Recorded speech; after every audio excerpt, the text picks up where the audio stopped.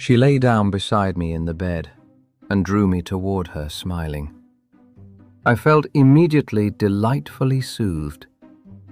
And then I felt a sensation as if 2 needles ran into my breast, very deep at the same moment. Welcome back to the Dark Archives.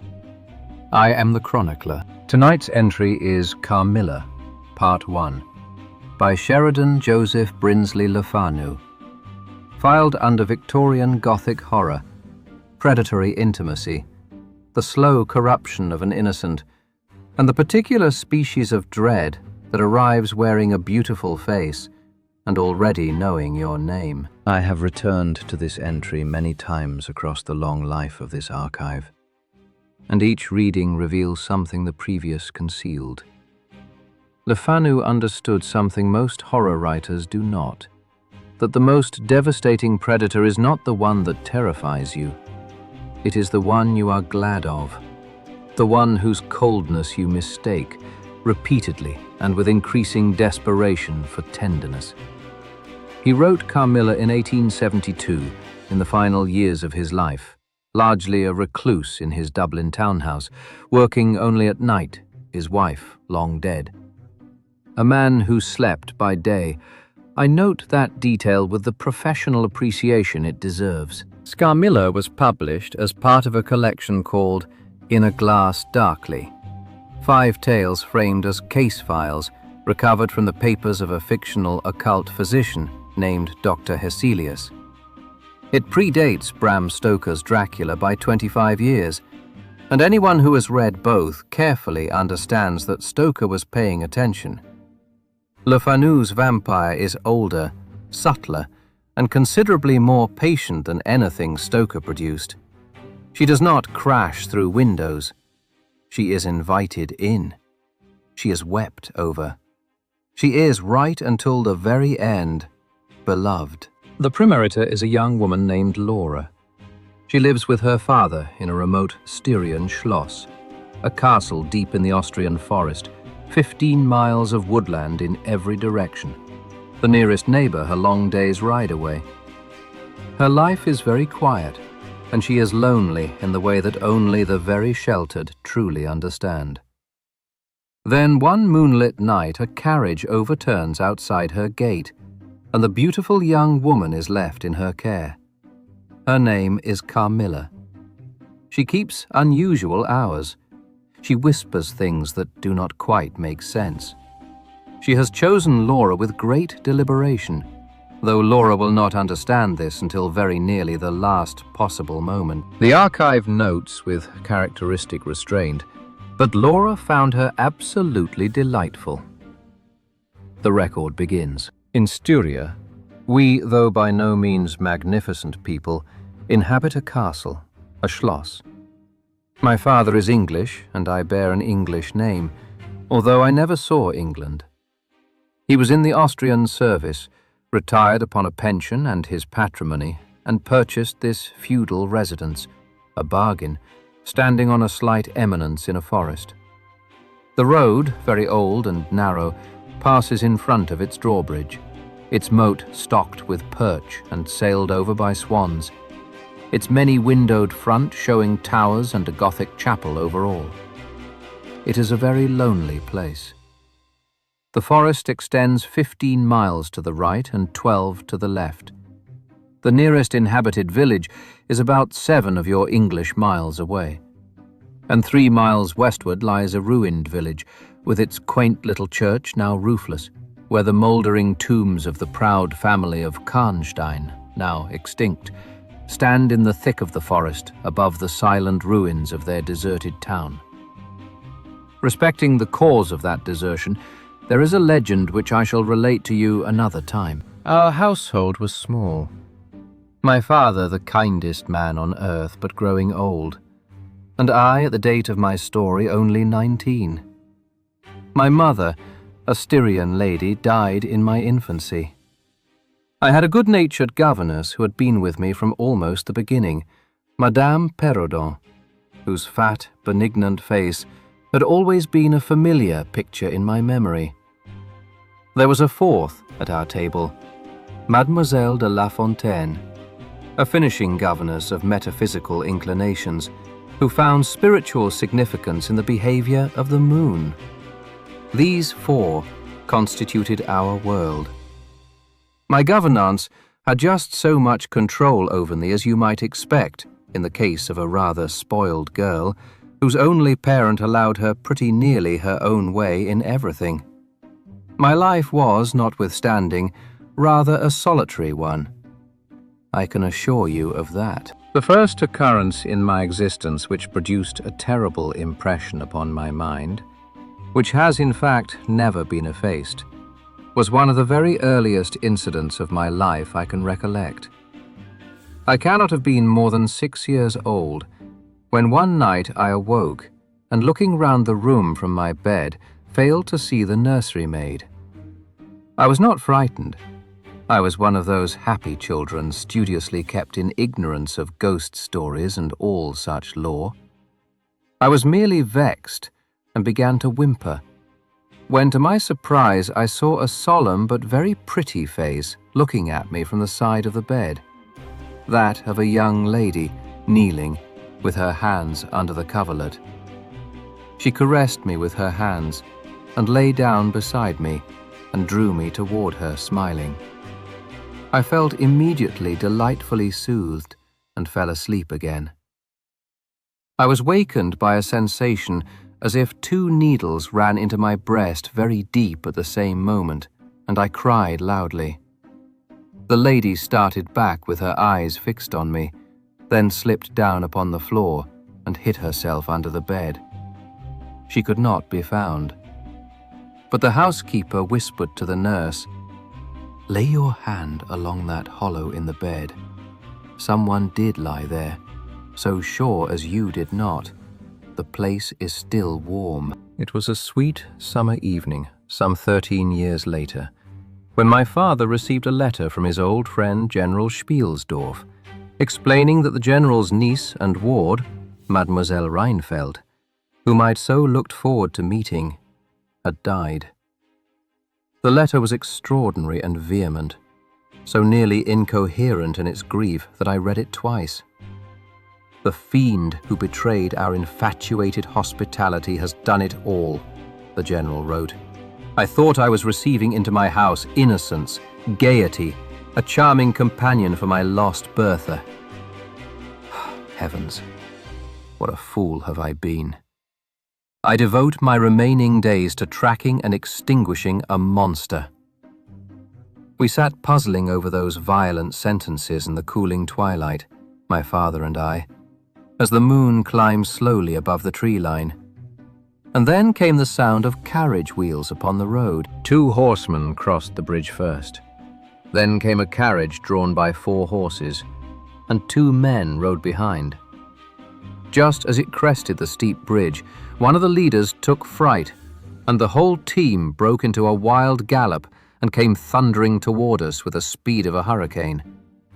The carriage struck the projecting roots of the great lime tree at our gate and overturned.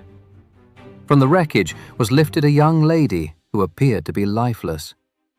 Standing over her, tall, commanding, dressed entirely in black velvet with a proud and agitated countenance, was a woman who announced herself as the girl's mother. She was, she said, on a journey of vital importance that she could not delay. She could not remain. She beseeched my father to take the girl in. I plucked his coat and whispered earnestly, "Oh, Papa, pray ask her to let her stay with us. It would be so delightful." And so the bargain was struck. The mother drew her daughter close and whispered something, a benediction or perhaps instructions, in her ear. Then she stepped into her carriage, the door closed, the horses surged forward, and the whole equipage whirled away into the dark wood and was gone. The girl was young, perhaps my own age, slender and wonderfully graceful, with large, dark, lustrous eyes and a complexion rich and brilliant. Her hair was very dark brown with a faint thread of gold, and of such extraordinary thickness and length that when let down it was, all by itself, astonishing. I loved to let it fall, tumbling with its own weight, as she lay back in her chair talking in her sweet, low voice. She had been carried to a guest room in the Schloss. Later that night, after the physician had come and declared her recovered, I was permitted to visit her. I opened her door and stopped. I saw the very face which had visited me in my childhood, which remained so fixed in my memory, on which I had so often ruminated with horror when no one suspected what I was thinking. There was a silence of fully a minute. Then at length she spoke. "How wonderful," she exclaimed. "12 years ago I saw your face in a dream, and it has haunted me ever since." And she told me. Her name was Carmilla. Next day came, and we met again. I was delighted with my companion in many respects. Her looks lost nothing in daylight. She was certainly the most beautiful creature I had ever seen. She confessed she had experienced a similar shock on first seeing me, and the same faint antipathy that had briefly mingled with my admiration of her. We laughed together over our momentary horrors, and yet she maintained a reserve I found quietly maddening. Her name was Carmilla. Her family was ancient and noble. Her home lay to the west. She would not name the family, the estate, or even the country. She deflected every question with so pretty a melancholy and so many passionate declarations of her liking for me, but I could not long remain offended. What she did tell me amounted to nothing. First, her name was Carmilla. Second, her family was very ancient and noble. Third, her home lay in the direction of the west.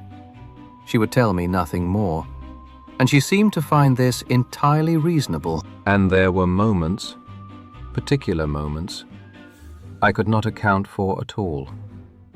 She would take my hand and hold it with a fond pressure, renewed again and again, gazing in my face with languid and burning eyes, breathing so fast that her dress rose and fell rapidly.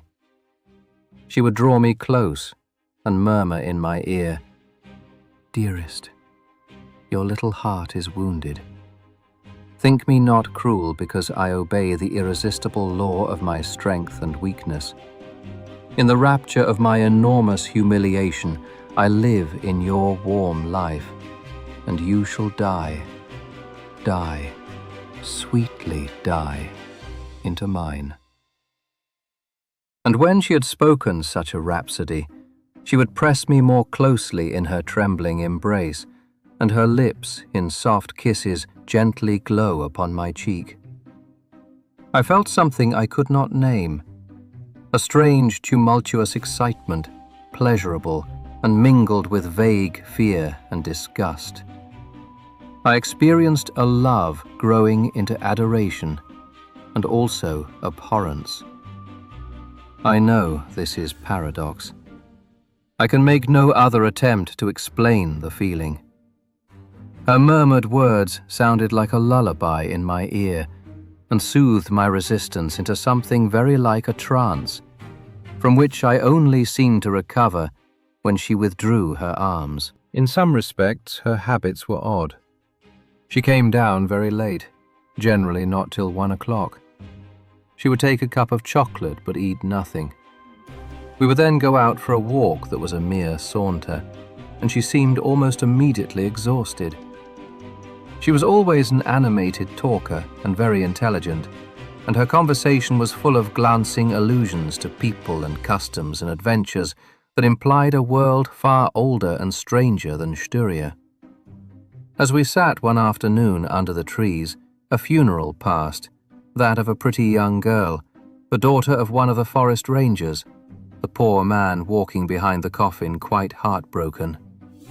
I rose to mark my respect and joined in the hymn the peasants were sweetly singing. Carmilla shook me roughly. "Don't you perceive how discordant that is?"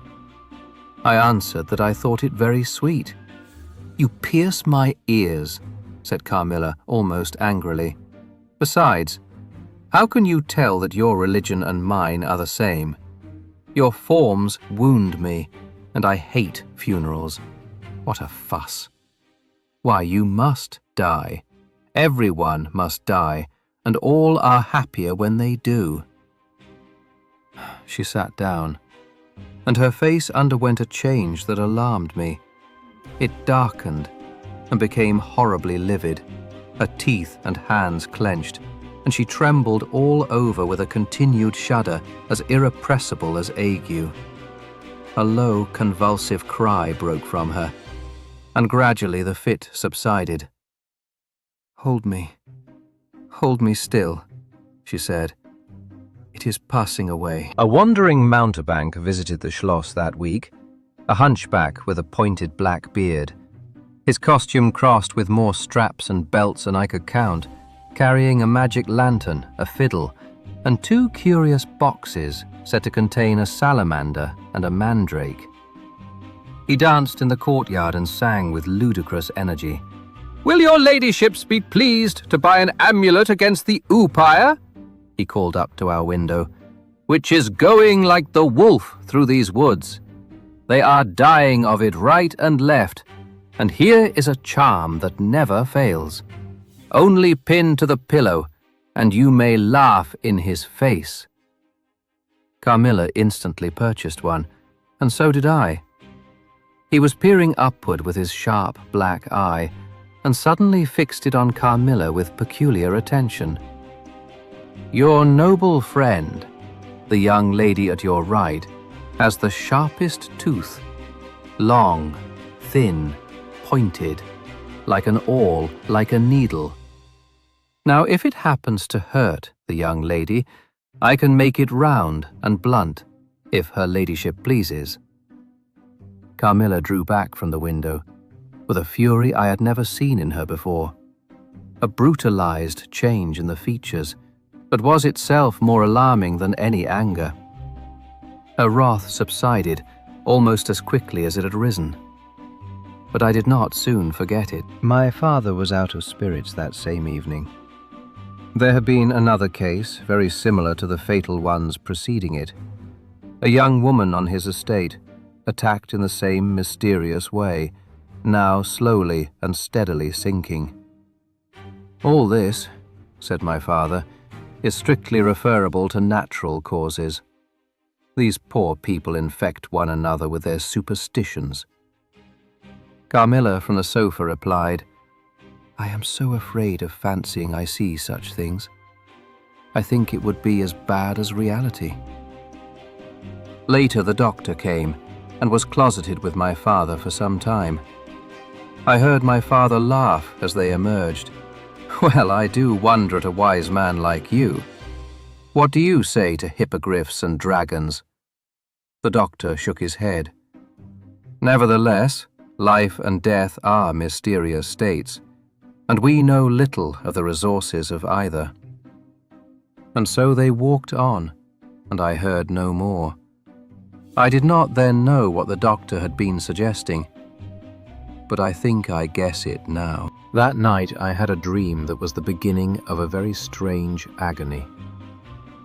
I cannot call it a nightmare, for I was quite conscious of being asleep.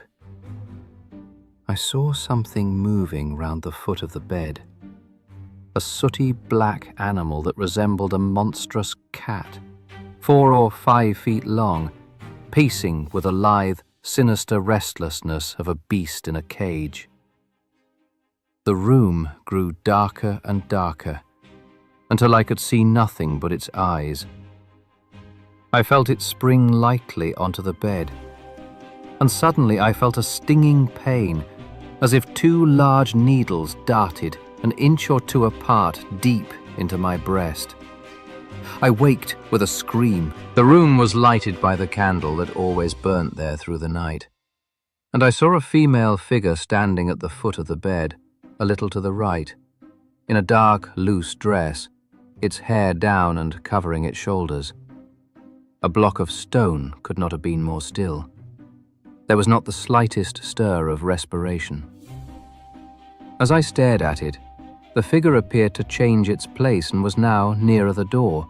Then, close to it, the door opened and it passed out. I hastened to the door.